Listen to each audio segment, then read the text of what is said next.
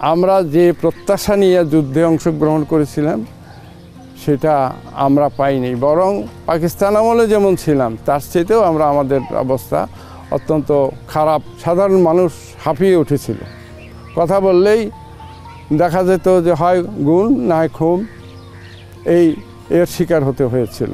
শাসন ক্ষমতাকে কুক্ষিগত করা হয়েছিল একটা বিশেষ গোষ্ঠী বা বিশেষ দলের পক্ষে। আমরা এর থেকে মুক্তির প্রত্যাশা করছিলাম।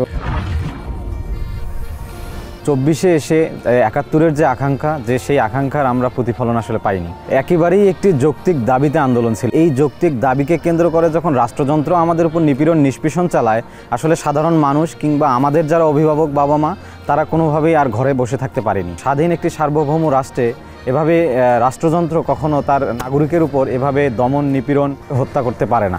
আমরা যে ৭১-এ যে আকাঙ্ক্ষা নিয়ে স্বাধীন হয়েছি সেই স্বাধীনতাটাকে তারা হরণ করতেছে। সুতরাং আমাদেরকে তাদের এই কাঠামোটাকে ভেঙে দিতে এবং তাদেরকে সরাতে আমাদের ২৪-এর এই ছাত্র জনতার নাগরিক গণ অভ্যুত্থান। আমরা একটি স্বাধীনতা পাওয়ার পরেও কেন আমরা এটিকে স্বাধীনতা বলতেছি? আসলে দ্বিতীয় স্বাধীনতা। প্রথম স্বাধীনতার যে আশা আকাঙ্ক্ষার যে ফল, সেই ফলটি আমরা পাইনি, যার ফলশ্রুতিতে আমরা এটিকে বলছি আসলে দ্বিতীয় স্বাধীনতা।